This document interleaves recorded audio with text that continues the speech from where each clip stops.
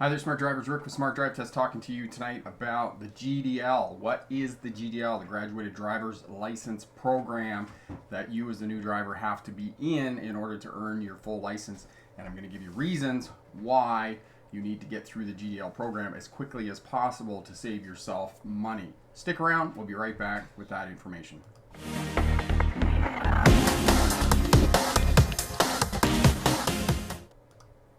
Hi there, Smart Drivers. Welcome back. Rick with Smart Drive Test talking to you tonight about the GDL program there in the United States. And of course, everything has been delayed owing to the COVID-19 pandemic. And after I do the presentation about the GDL program, I will talk to you a bit about different things that are happening in the States, some of the options that they're looking at, and some of the ways that they're trying to reopen the DMVs to get your test centers. And I believe it was Carrie said to me last week that they are doing the postponed road test first. So everybody's here. Katie is here, traveling photographer. Hello. Joe's here, DC, and Carrie. And Carrie, I hope you're all right. Yes, city metro-wide curfew tonight. And hopefully the protesting and the violence doesn't get out of hand, because that is very scary indeed in terms of what's going on in Minnesota, Minneapolis. D. Yorker, yes, I've been working on your video and I got it all done. I just need to edit it and do that sort of thing. But I will talk to you briefly tonight in the live stream about what's going on in Georgia and what they're doing there in Georgia, and the fact that they rescinded what they had initially done. For those of you who aren't aware, the state of Georgia was the first state in the U.S. that came out, and what they did was said that drivers in the learner phase who were going to the novice phase of the GDL program, the graduated driver's license, didn't have to take a road test. And then after 2-3 weeks, was it 2-3 weeks, D. Yorker? They rescinded that, and now new drivers have to take a road test. It's a parking lot road test, a closed circuit parking lot test, working with pylons. The examiner is going to be outside of the vehicle, watching what you're doing. There is criticism for this type of testing. However, all of this testing, no matter where you are in Canada and the United States, where you are in the world, the testing is going to be slowed down by the fact that they're testing all of you who are coming in. You have to answer a series of questions about whether you've had a cough, you've had a flu, you have an increased temperature. They're going to take your temperature. You have to wear a mask for the purposes of your road test. All of this is going to be slowed down. You have to disinfect the passenger seat for the examiner. So they're working to come to some sort of medium, that workers can be safe while they're conducting road tests, but at the same time, all of this is going to be slowed down. I personally am boggled. I'm just trying to rack my brain about how they are going to catch up with all of the backlog of road tests. I mean, for example, here in British Columbia, we have about a population of about 5 million in the province, and we do the ICBC here in the province of British Columbia does 7,500 road tests a week. That is a lot of road tests. So take that, multiply that by 6, which is the state of California, which is 30 million people, and you're looking at 6 times 75 is 150,300. So that's 45. You're looking at almost 45,000 road tests a week in the state of California. So how on earth are they going to catch up with that backlog that the DMVs and the test centers have now been closed down for for almost 3 months? I just don't know how they're going to do it.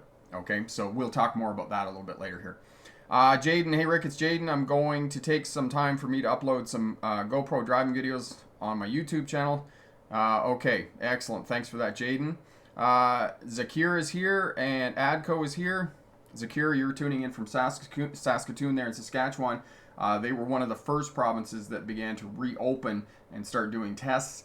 The state of New York announced today that they are beginning to do commercial license tests. They're not doing car license tests yet, but they are doing commercial license tests. The problem with the commercial license tests, the CDLs, is that a lot of these people had done training in February and leading up to March, and then the DMVs closed down. These people who spent a lot of money to go to truck driving school or bus driving school, unfortunately, they haven't had any time in the seat, and now they somehow have to figure out how they're going to get them back in and get them ready to go for a road test, because it's really tough when you haven't been behind the wheel of a rig for a couple of months as a student, and then you got to get back in, you got to get practice, and you got to go in and be ready for a road test. It's pretty tough.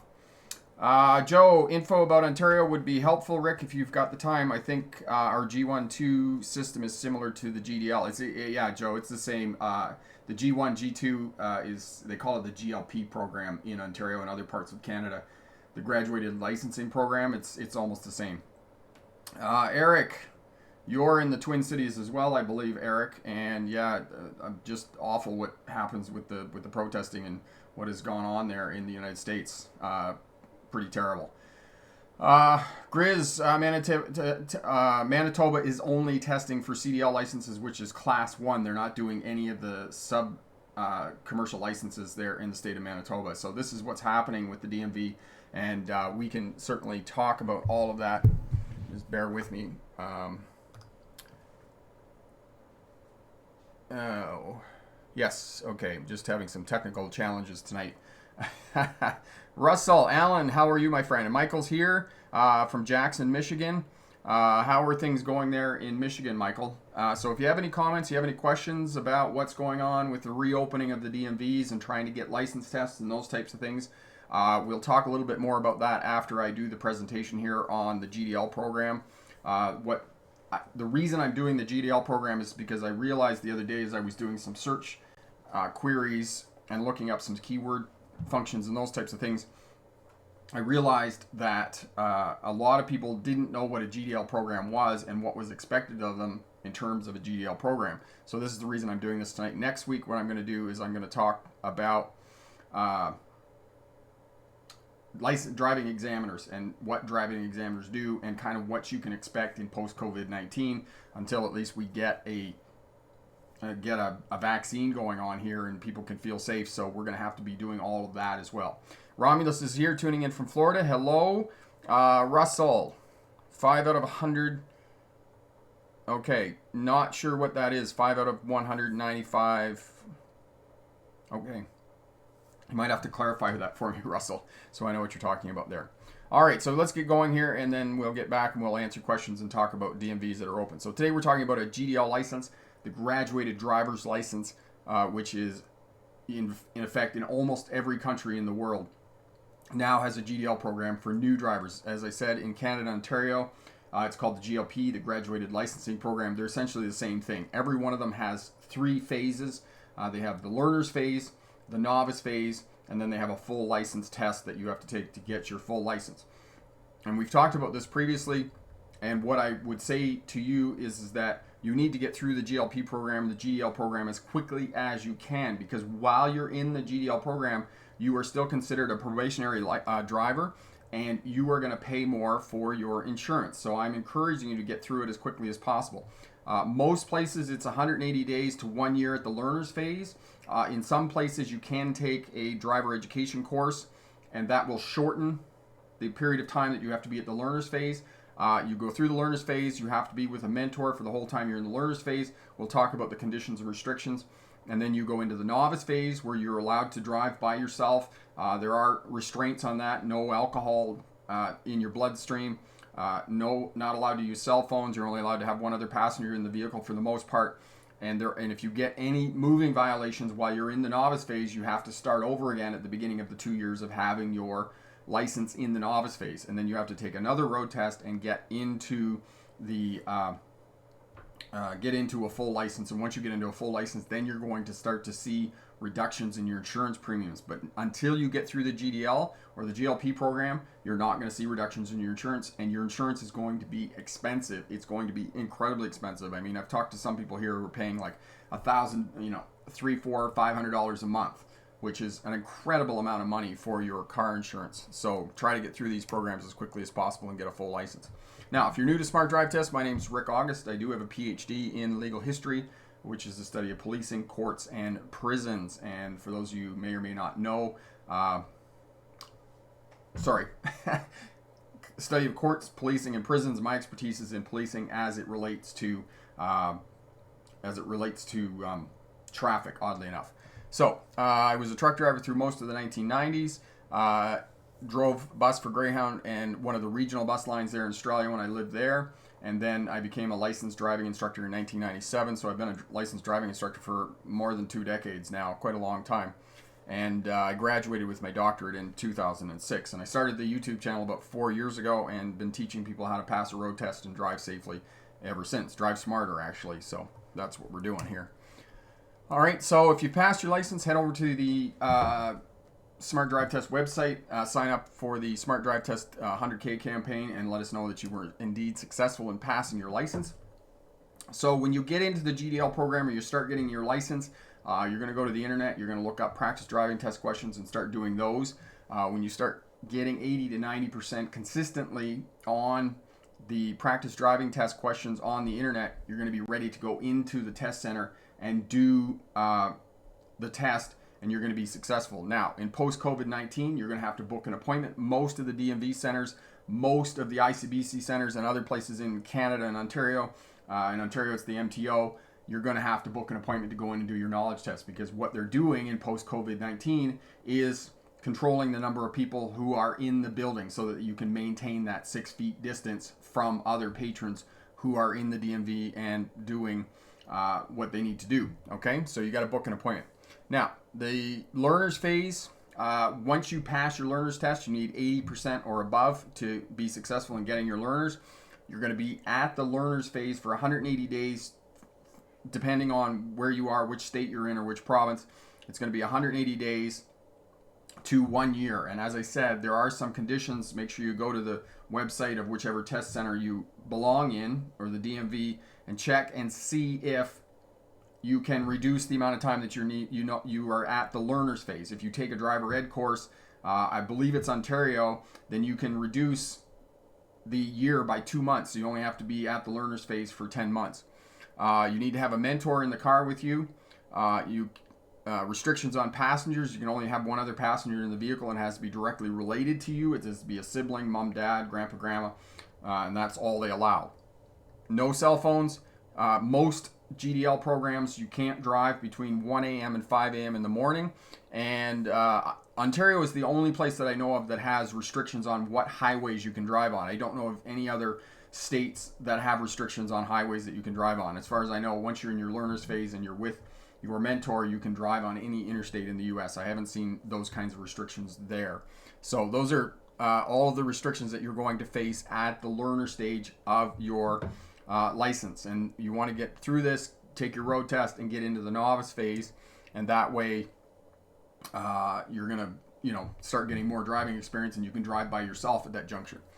Okay, so this is what you need to do to pass the learner's test. It's a theory test, 50 multiple choice questions. You have to get 80%, and it's going to cover everything in the driver's manual. And again, do the tests online, and that way you can use them as a measure of your ability, right? How much knowledge you have. And once you go through those, you can go back to the handbook, just read the sections that you need to get a bit more information on, and then go back and do the test again. And as I said, once you're getting 80 or 90%, then you can go in and write the test, and you should be really good. Okay, Joe says, the MTO says that the G1 licenses won't expire during the outbreak. Okay, excellent information.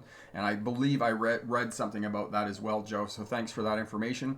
Yeah, and in Ontario, no driving on 400 series highways. So for those of you in the state of Ontario, while you're on your G1, you can't drive on the 401, 403, the 400 highways, and the Queensway Highway, unless you're with a driving instructor. That's the only time you can. All right. Okay, so once you get into the novice phase, you pass the road test, you get your novice license. There's restrictions on that as well. Again, passenger restrictions, you're only allowed to have one other passenger in the vehicle. No cell phone use, hands-free or handheld phones. Most places, handheld phones are, it's not prohibited by law anyway, so you can't use them. Zero blood alcohol. And the other thing that I encourage young drivers to do is go on the MAD website, download the Contract for Life, and sign that with your parents, so that if you're out and you're at a party, you're driving, you can call your parents, you can call a friend, you can call your uncle, your aunt, whoever it is, and they will come and get you. No questions asked, no matter where you are, no matter what time of the night it is. And that's a reciprocal agreement. So if they do the same thing and they're out at a party or whatnot and they need a ride home, they can call you and say, listen, I need a ride home. Can you come and get me? And yes, they will. Okay. So night driving, and there's harsher penalties for moving violations. Most licenses, you will have 16 points. Okay. So myself, as a veteran driver, and all of you who have a full license, you'll get 16 demerit points. So every time you get an infraction, it accumulates a certain number of demerit points. So for example, if you get a speeding ticket and you're 20 kilometers an hour over the speed limit, or you're 15 miles an hour over the speed limit, it's going to accumulate 3 or 4 demerit points. Okay, not stopping for a school bus is 6 demerit points. Once most test centers get you to the point where you're at 12 points, they will bring you in for a review and they'll ask you why you should keep your license. For novice drivers, you too will have a certain number of demerit points, and you'll be assigned demerit points for moving infractions. However, you only get 8 demerit points. And once you get 4 or 5, again, they bring you in and they ask you why you should keep your license. If you get to 8, they revoke your license. And if you get any demerits, you have to start over again at the beginning of the 2 years. So know that and try and keep a clean record for the 2 years so you can get through that 2 years in the novice phase as quickly as possible and move into getting a full license. Because again, as I said, the motivation for this is to start to reduce your insurance premiums, because your insurance premiums are already high. So you want to get through so you're not on the GDL. You're not in the GDL because, as I said, insurance is exorbitant. All right, so both of these 2 tests, the learner's one and the novice one, to move to your full license, both have the same components that you're going to have to demonstrate for the purposes of passing your road test.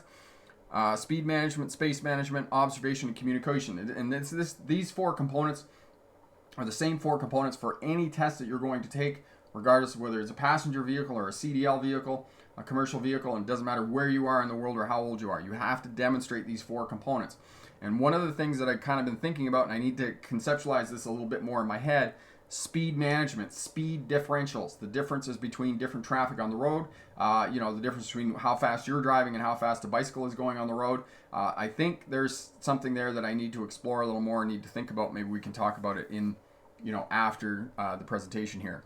So, and I'll talk more at length about those 4 components after the presentation. Sorry, get going here. There we go. Okay, so novice phase, and I already talked about this a little bit, about half the points of a full license, higher cost of insurance, passenger restrictions, no cell phones, and one of the things that learner drivers like to do when they're out at night with their friends and they're monkeying around and those types of things is they'll give their friends a ride home and they'll put 2 of them in the trunk.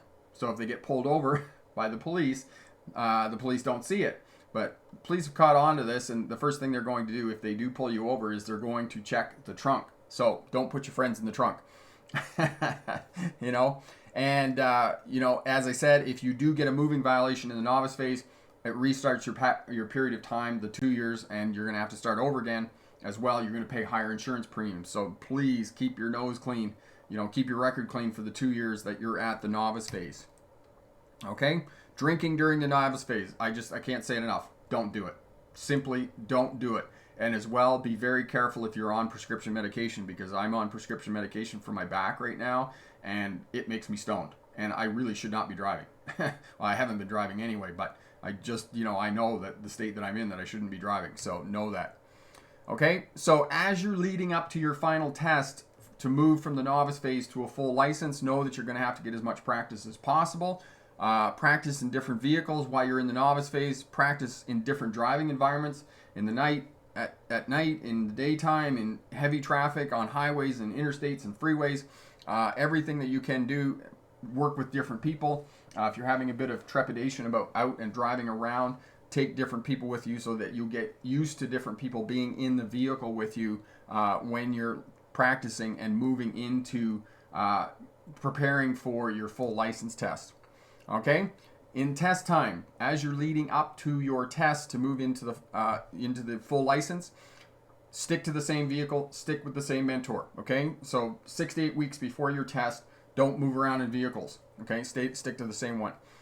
revisit all the slow speed maneuvers, and especially now in post-COVID that they're going to do closed circuit testing, because if you're doing closed circuit testing, all they're going to be testing is your ability to move that vehicle around between pylons. So make sure that you can do the slow speed maneuvers. You can parallel park between cones.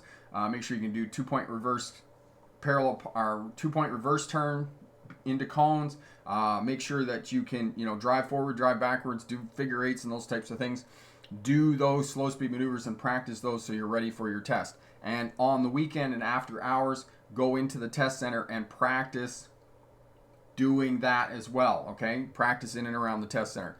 And then the other thing that I encourage students to do, if you haven't taken driver training, is to practice, get a practice road test with a local driving school, okay? They will take you on the test route and they'll give you feedback about skills that need to be improved before you go in for the road test. As well, they'll show you the tricky bits on the road test. For example, there's a hidden school sign somewhere that you need to pay attention to. They will take you down there and they will show that to you. So make sure that you book a practice road test with a driving school if you're not taking driving lessons as it is. So good luck on your road test.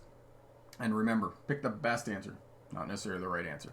Okay? So we'll get back here and we'll answer any questions you have about GDL, post-COVID, what test centers are doing and those types of things, and help you out as best we can. So Eric, not much room for friends in a trunk, I believe.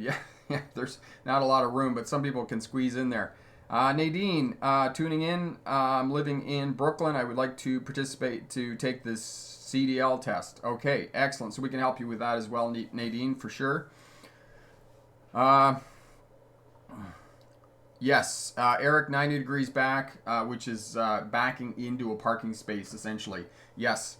One of the things I will tell you as a new driver, if you're working towards doing either test, right, whether it's your first test to move into the novice phase or your second test to move into a full license, the 3 slow speed maneuvers that you're going to be required to do at minimum: parallel parking, 3-point turn, and reverse stall parking, backing into a parking space. Those are the 3 maneuvers, slow speed maneuvers, that they are going to get you to do on a road test. So make sure that you can do those.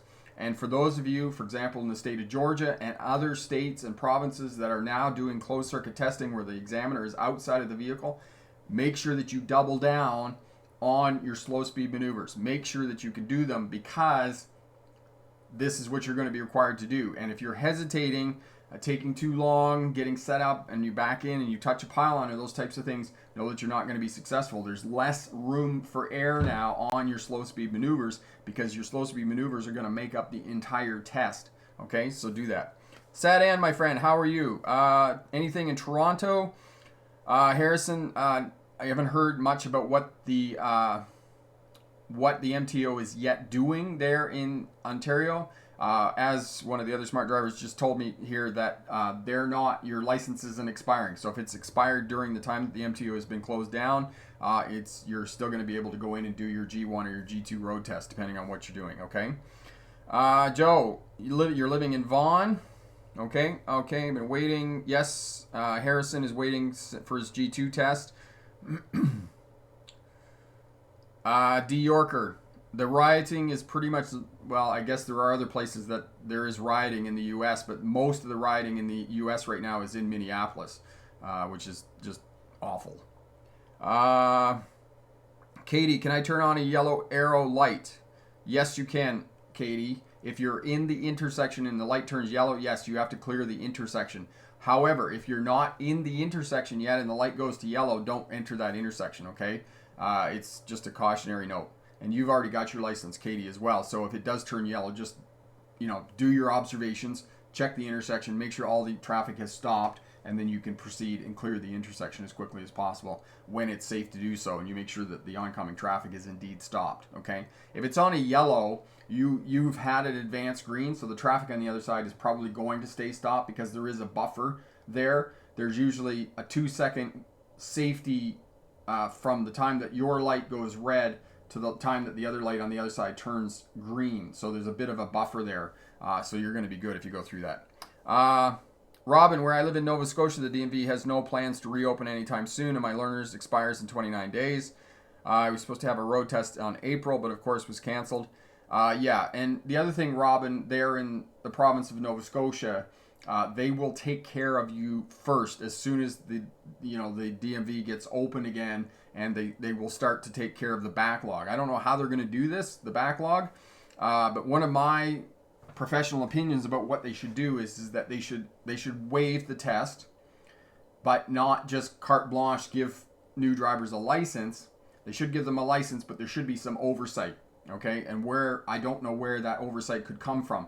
Whether that oversight comes from local driving schools, or it comes from the DMV, that's a possibility. But the DMV is already going to be short on personnel because they're already going to be trying to catch up with the backlog of commercial licenses and motorcycle licenses and those types of things.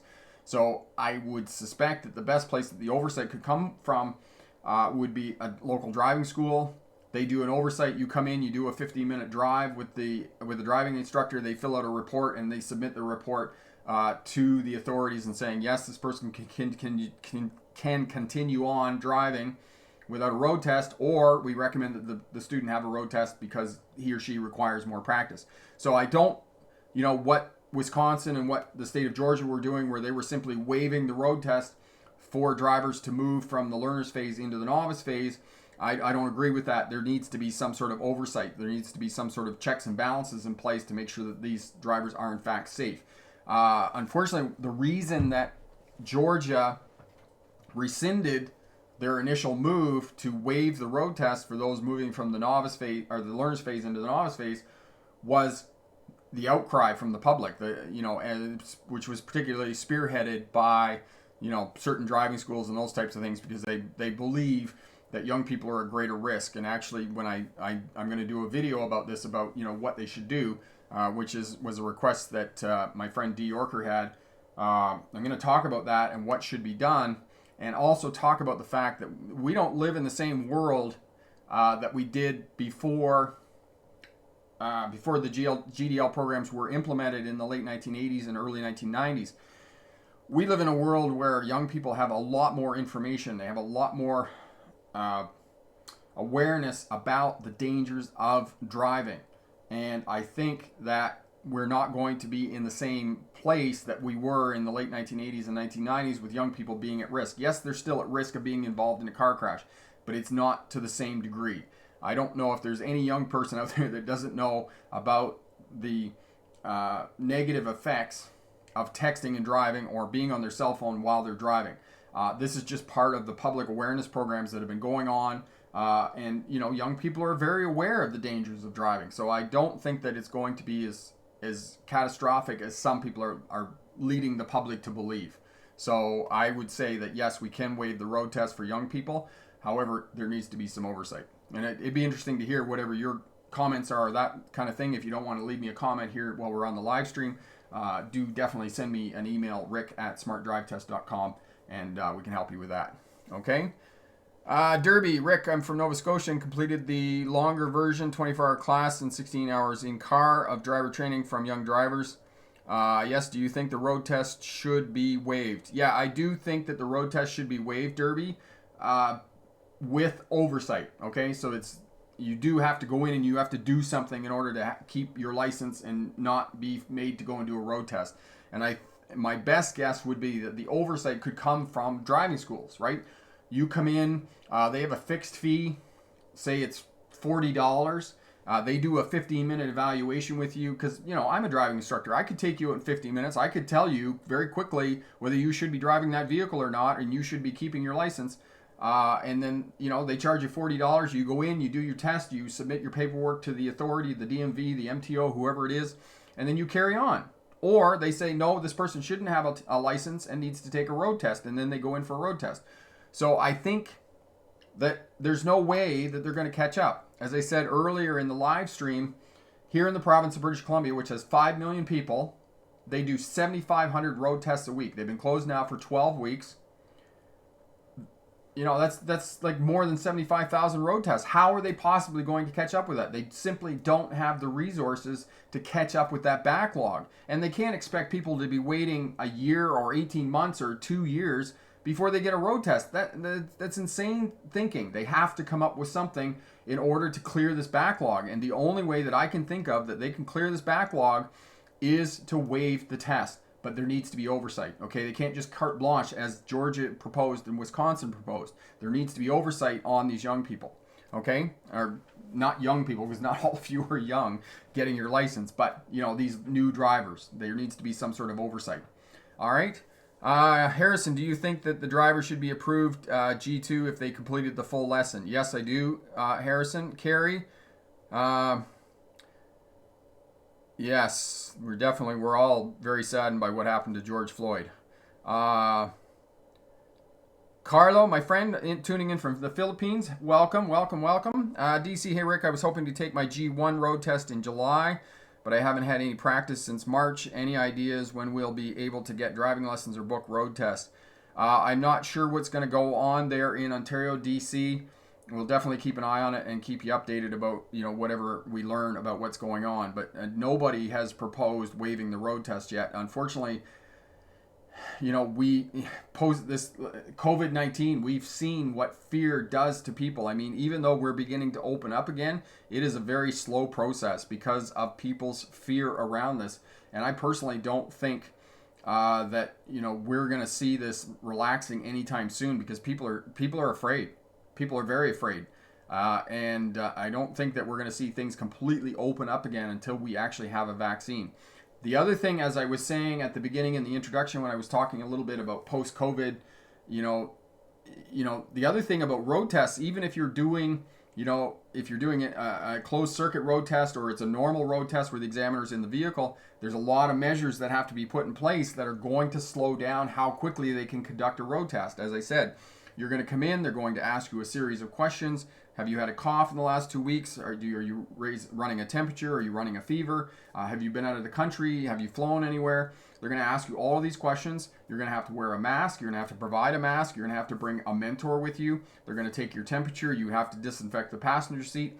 All of this protocol for COVID is going to slow down the number of tests they're going to do. They're not going to be able to do more. They're going to be doing less. So it's the numbers just they're not going to be able to do the number of road tests that they need to be due to clear the backlog, the 3-month backlog that's now going on. And 3 months, we're now going into 4 months of backlog with these test centers. So what are they going to do? My friend Farron, how are you? Yes, it has been a long time no see. I was actually thinking about that today, Farron, about doing a live stream once a week. It just seems like an eternity between live feeds now. Anwar, yes, it is live. I am live here. Carrie, good luck on your modified road test. Yes. Joe, seems to make a lot of sense to waive the test as long as you've completed the lessons. The backlog in Ontario must be at least as big as BC. Joe, the backlog, Ontario is 12 million, so it's twice the number as it is here in BC. Somebody could Google that for me, what the population is of Ontario. I think it's 12 million in the province of Ontario there. And, think of the backlog in Quebec, because Quebec and Ontario are the two most populated provinces in Canada. And in the United States, the top 10 states, California, Texas, Florida, North Carolina, Ohio. What are the other big states? Those are the some of the bigger states that I can think of off the top of my head.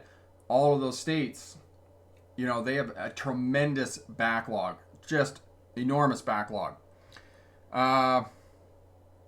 Okay, Carrie, thank you. Yes, it's definitely going to be a long process for sure. Okay, so Joe says that Ontario is 14 million. So Ontario is almost 3 times the population of BC. So 3 times 7, that's 22,500 road tests a week in the province of Ontario. And as I said, in California is 6 times the size of BC. So they've got almost 40,000 road tests a week that they're doing there. Just boggles the mind how much backlog they have and how possibly are they going to clear this backlog. There's just no way. They cannot. There's just not enough personnel. There's not enough hours in the day. They're going to have to come up with some solution. And the only solution that I can see that is going to be viable, that is to waive the road test with oversight.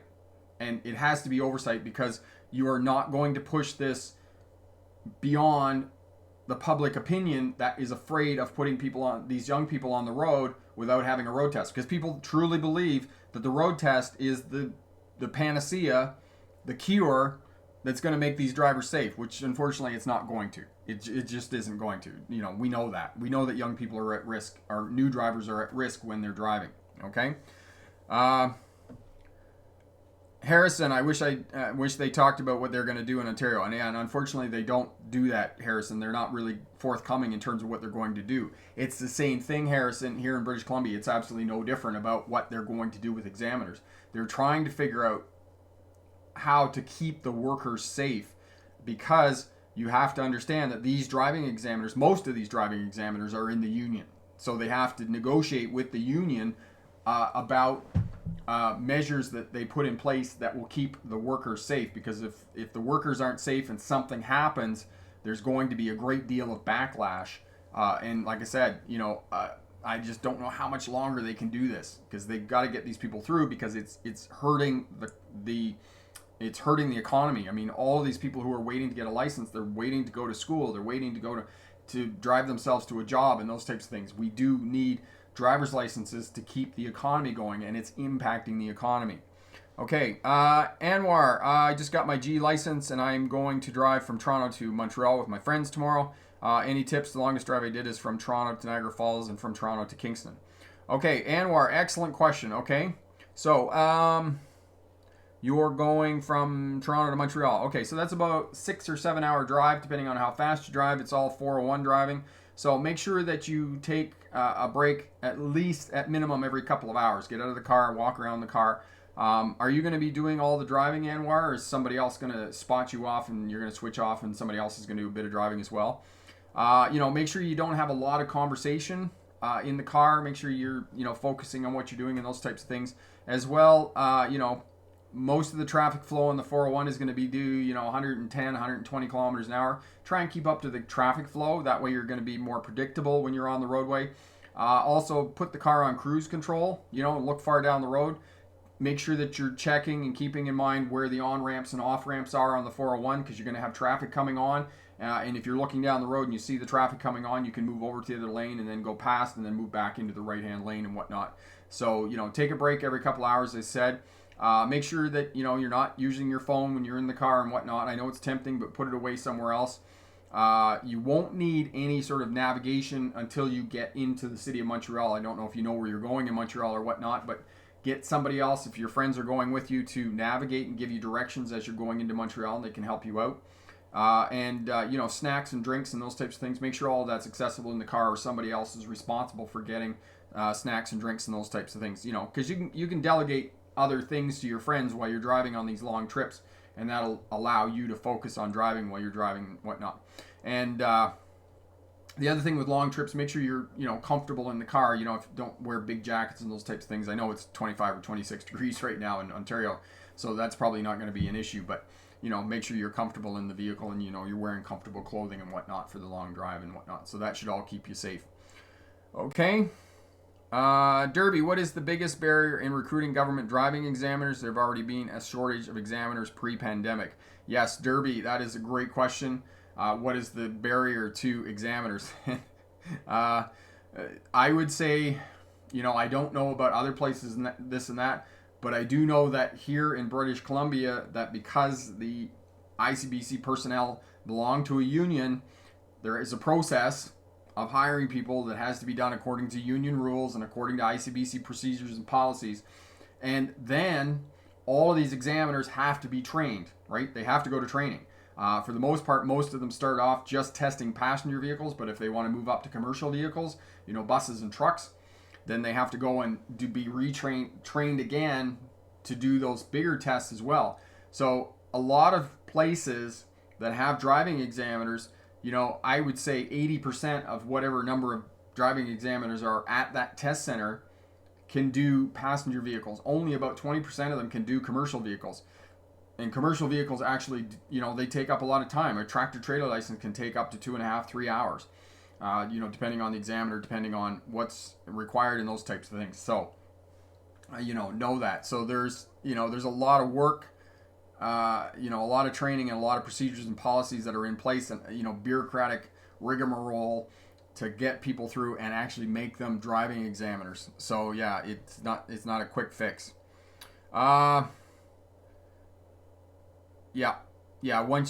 Joe said there, once you get past Toronto, once you get past Oshawa on the 401, traffic is pretty thin. But there's a rest area every couple of hours. You can go in, use the toilet, get yourself a snack or a drink or something, and carry on, and do what you can. Just take your breaks, keep yourself alert.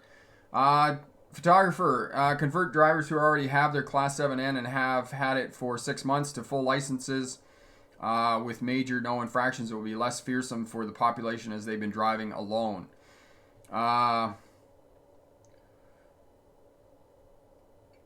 Yes, that is photographer. That is definitely another option that they could entertain and consider. Definitely taking those 7N drivers that have been in the novice phase for 6 months or a year, haven't had any driving infractions, and simply move them to giving them a full license. Yes, that is definitely another viable option. And again, if they did do that, again, we could have oversight, right? So say in the first 4 weeks of having a license, they go in, they do their test with the local driving school, and then it's 2 months, and then 6 months, and then a year. And by that point, then they're good to go. They get their full license and off they go, right? That they're not ever considered for having to come back into the test center and do retraining. Yeah, there you go. Excellent, Eric. Joe, 5 uneventful hours on the 401. Things will seem a bit more hectic once you get into Montreal. Be prepared and stay alert. And also, the other thing, Joe, I'm pretty sure it's been a long time since I've been in Montreal, but know that the signs are in French in Montreal. So if you're having you might, need to know what Est and Nord, Sud, and West are when you get in there. So make sure you are know a little bit of French so you can follow the signs and whatnot. Your navigation will help you out and whatnot. So there we go. Janet, fuel is typically more expensive than Montreal. Fuel up before you cross the border. They were stopping cars at the border to make sure of not just doing a pleasure trip. Okay, so yeah, there's some COVID stuff going on there as well, moving into this province of Quebec. And as Janet said, fuel is typically more expensive in Quebec, so try and buy it before you get into Quebec. And you can look at all of that information before you get going here. Michael, here in Michigan, when you get your license, you are pretty much on a 3-year probation. Basically, if you get a ticket or screw up, your tickets are going to be double. I just got my 2-year perfect record. Excellent. That is great news, Michael. Way to go. That's really good. That's a great achievement. And you're definitely going to move to getting lower insurance premiums as well. Excuse me. Okay. So, one of the things, and I wanted to talk to D. Yorker here a little bit about this because he asked me a question about doing what I thought of the closed circuit testing that they're doing there in Georgia, in the state of Georgia, where they're doing closed circuit testing. So essentially what they're doing is conducting the road test in the parking lot. So the examiner's going to be standing outside of the vehicle, and they're going to have to do slow speed maneuvers in a parking lot.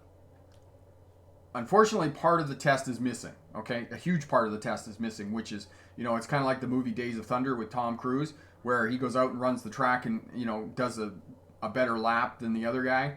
And they say to him, he says, well, we'll see how you do in a crowd. It's the same thing with the driving test. How are we going to demonstrate that you have due care and control of the vehicle in changing traffic conditions if you're only required to do a test in a parking lot doing slow speed maneuvers with pylons, right? There's a big piece of the test that's missing. That's just the nature of the beast. And driving examiners are not driving instructors. Okay, driving instructors sit in a car with the student. They know, they do it every day. They know what to expect of a student, what he or she should be doing, how they should be moving the wheel, how they should be working the primary controls and the gear selector and whatnot in the vehicle. Driving examiners, not so much. So it's going to be a bit of an adjustment for driving examiners standing in a parking lot watching somebody in a vehicle, try and work the vehicle around pylons and those types of things, doing certain maneuvers. It's going to be a bit of a challenge as well. They're going to be talking to them on a walkie-talkie. Personally, it's in my mind, it's kind of a stopgap, right? They're kind of filling in how they're going to do it and do a road test to appease the public. In my mind, it's not the best thing, right? It's not a measure of a student's ability to drive a vehicle in traffic, change lanes, do right and left turns, stop the, navigate complex intersections and those types of things. So, it's not great, but it's what you got to do, right? You got to jump through the bureaucratic hoop in order to get your license. So do the best you can. Make sure that you double down on doing your slow speed maneuvers. They have said in the state of Georgia that they're not going to do parallel parking, but I wouldn't take that as as gospel, so to speak. I would make sure that you know how to parallel park between cones, and there's a video here on the channel. Make sure that you have a look at that and know and practice parallel parking between cones. Make sure you can do parallel parking, 3-point turn, 2-point reverse turn, backing into a parking space, and just manipulating the vehicle around cones so that you're going to be really ready when you go into the test center and you're doing your test in the closed circuit area. Okay? I just think they're putting it in place because there was so much backlash. There was also a petition that was sent out and signed, and once they have a petition with a certain number of names on it, then the government has to take that seriously, and this is the reason that the state of Georgia rescinded their waiving the test for young drivers. Okay, so that's what happened. D. Yorker, as I said, take that with a grain of salt because that's what they said, but that doesn't mean that they're not going to again rescind that already, because they've already rescinded not having a test. They may make you parallel park between cones, so make sure you have a look at the cone parking, the parallel parking between cones here on the channel, and I'll put a link down in the description once we get finished here, and that'll be ready for you. Oh, excuse me. Derby, what is the difference between a roundabout and a rotary? They look pretty much the same for me. Yes.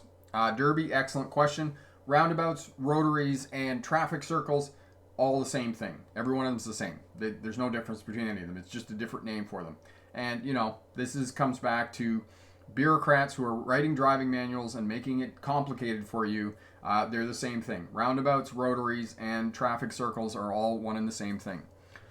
Joe, sounds like it'd be a good idea to pick up half a dozen orange cones for practicing in the local empty parking lots if MTO won't be doing road tests during the outbreak. Yes, it's probably a good thing to do that, Joe, and you can rent those as well. The 36-inch, 1 meter tall pylons, the delineators they're called, you can rent those from a local rental shop. They're only about $10 for 4 or 5 of them for the day. I would definitely encourage you to get those and practice in a parking lot in preparation for going in and doing a road test, especially if you're in the state of Georgia or one of the other places where they're going to be doing testing in a parking lot. Anwar, Anwar, I don't know where you would get that information about COVID and whether there's any restrictions of you going into Quebec. I'm not sure whether there is any restrictions in Quebec or not. I wouldn't even know who you're going to call. You might want to call your friend you're going to be visiting in Montreal to see if they would know anybody who might be doing that. Eric posted in Facebook Mastermind group a picture of a roundabout with slip lanes. Any idea on how to approach this? Seems challenging. Eric, I'm going to have to... Yeah, it would be very similar to any other slip lane. You're just going to have to give way to traffic that's already in the roundabout and then just move in, okay? Maximilian, what about Illinois? I haven't seen anything with Illinois yet. Not Illinois, it's Illinois. I'll say that right. Maximilian, I'll definitely have a look and see what Illinois is doing there. Maybe what you can do, Maximilian, is just send me an email, rick@smartdrivetest.com, and I'll look that up for you and see what's going on there. As far as I know, at this juncture, I haven't heard anything. And now that you remind me about Illinois, it's also one of the top 10 most populated states in the U.S. Okay. Yes, you can get some fairly cheap cones on Amazon as well. Okay. Farron says more live streams. I miss these. Farron, I'm missing them too. I need to get back to work here and get going because obviously I'm not going to get into the medical system very quickly to fix my back. So we'll see what's going on here. Okay. Excellent. So So that's what the state of Georgia is doing. Other places, I've read about different test centers in Florida. In the state of Florida, they're actually just doing road tests as normal. However, there are the COVID measures that are in place. They're asking you the series of questions. Do you have a sore throat? Do you have a cough? Have you had the flu? Have you been out of the country? Have you flown anywhere? Those questions are going to ask you.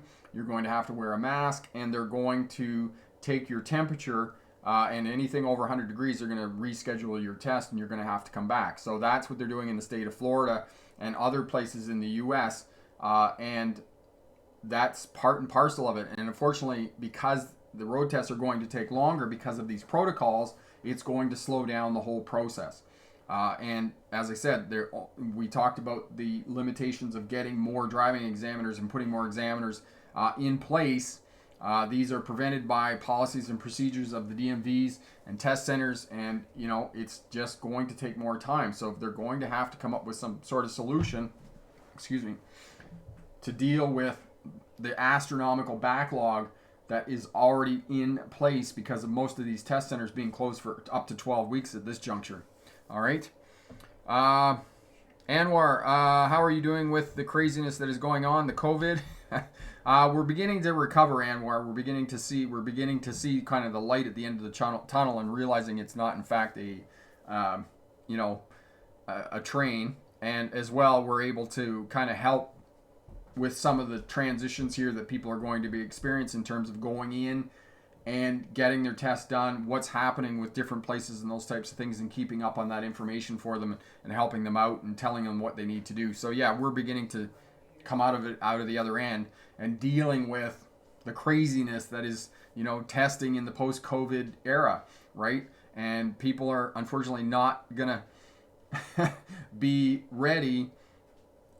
They're not going to be safe or feel completely safe until there's a vaccine in place. And unfortunately, that may be 9-10 months, another year. So that's how everything's going here. Thanks very much for asking. Carrie, thank you so much for that, Carrie. Joe's teaching his son how to drive. Awesome. Okay, so Janet says that they were stopping cars going into Quebec, but not anymore. Michael, my Spider-Man cup. Yes, likes my Spider-Man cup. Actually, I have 2 Spider-Man cups now, so there's Spider-Man. Yeah, there we go. Yes, so Joe's saying it's a bit easier with cones to parallel park, and yes, it is a bit easier to parallel park with cones. There's a procedure you can put in place, and it'll work for you just about every time. And it is a little bit easier than with cars because you don't want to be nicking the car and those types of things. Eric, bumper about your back. Hope you can get, yeah. So Eric, I went in Friday night and had an MRI done. So hopefully, I see the specialist. I have a phone appointment with my specialist in another week here. So hopefully this will all get going, but.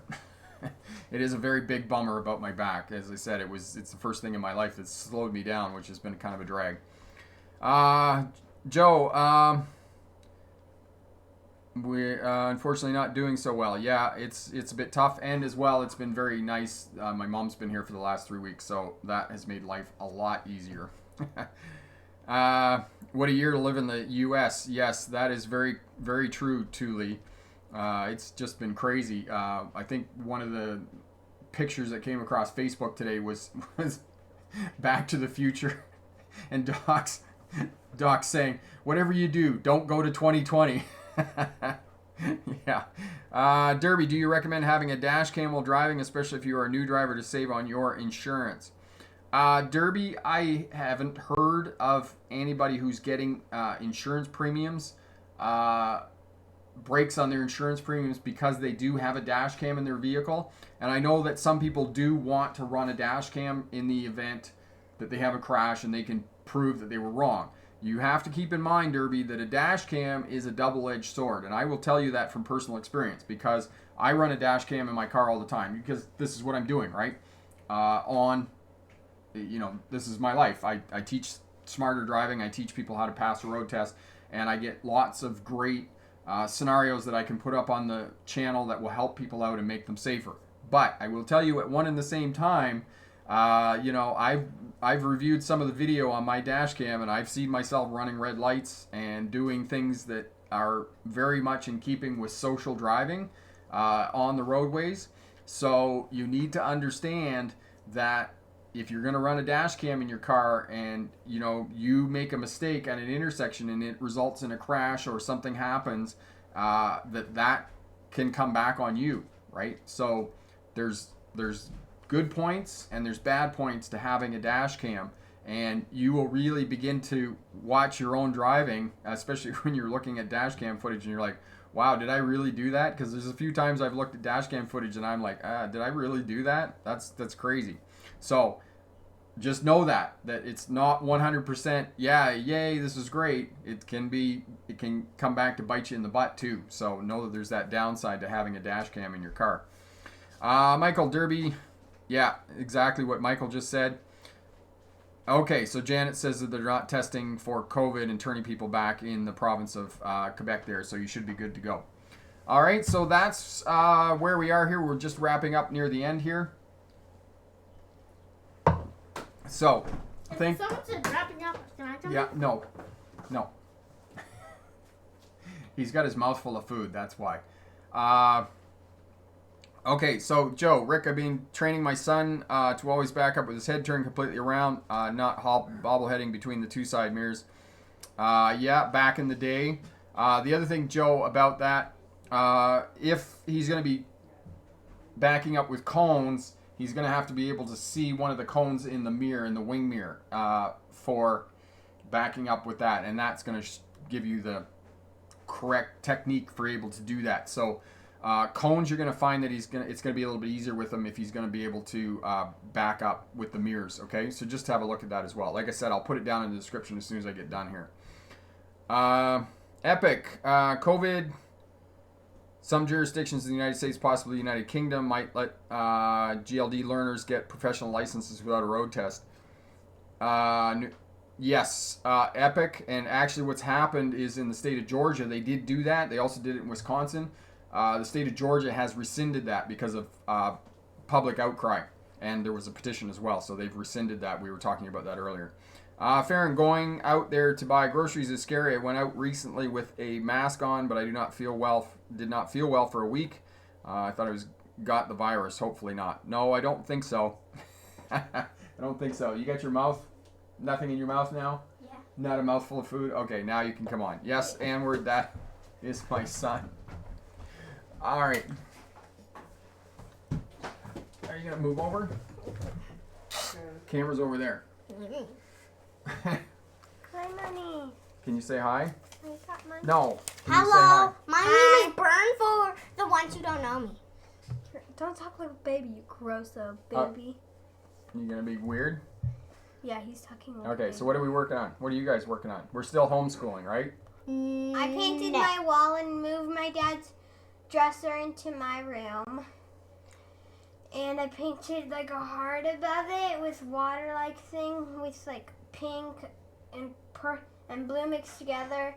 Whooshes, which I made with a paintbrush. We're gonna sleep in a tent today. And I put like a little hearts, and they're glittery. And then I wrote my name. Well, my name wrote it in pencil, and then I colored it in. Well, painted it. And then the heart is like a glitter. And then I traced it with glow-in-the-dark color. And I painted my name with glow-in-the-dark too, and made some moons and stars. And me, Nan, and Bern have put our hands up, which we painted. I still have some blue on my nails. Let's see. Nobody can see that. Who cares? My nails got paint on it. And I did blue. Bern did. Okay, you didn't His introduce glittery. yourself. His glittery. Somebody's asking red. what your name is. My name is Scout. Okay. And so Bern did glittery red since all the heart was red. Glittery red. Nan did light green. And then And then, Conceal so myself. Daddy's gonna do, what color are you gonna do, Daddy? I don't know. We'll figure Are it you out. gonna do purple again? Because we did this thing, we have this poster, it says, love is being stupid together. We got like a whole bunch of photos up there and we got our fingertips. And Burn did glittery red also on there. And he became the Thanos. And he also put, and Daddy did purple, and then I did like blue and glue, and Thank and, you, Lightning Ferrari, for the compliment. I like my nails too. I'm gonna paint my nails. All right. Well, Okay. Say goodnight. and so, and I did also glow in the dark, but my dad is probably gonna sign because after that we write our names with the same color as our thing. Okay. So- Say goodnight. Bye. I All right. Bye. heart. All right. Farron said about dash cams here have helped me, but not always. They can be a bit inaccurate due to the lens, so they can be good and bad. Best use a dash cam footage when certain do not look like you are wrong. Yes, and the other, as she said, there's limitations on how much you can see in a dash cam. You know, most of them are pretty good that they have a 120-degree view, but they're not going to see what's out the side windows, right, or what's in the mirrors and those types of things. So know that about dash cams as well. So. Which books are you on? Yeah, Eric, not sure. Yeah, Scout's usually has a pile of 6 or 8 books she's reading at the same time. So, awesome. They're not at driving age yet, but yeah. And so anybody who's watching here on the live stream, if you're watching on the replay, give it a thumbs up. Hit that like button, subscribe to the channel, and if you have any questions about COVID-19, what's going on with the test centers opening up in your jurisdiction, wherever you are, drop us a note, rick@smartdrivetest.com, and I'll do the best I can to help you out and get you ready and tell you what you need to do to be prepared for going in for your road test. But definitely for those people in Georgia and other places that are doing closed circuit testing, make sure that you double down on the slow speed maneuvers, because you're going to have to do those in the parking lot with the examiner standing outside of the car. All right, so excellent. Carrie, thank you for the wonderful live stream. Really enjoy them. You're most welcome. And excellent. Michael, DC, everybody else, have a great night. And remember, pick the best answer, not necessarily the right answer. Bye now.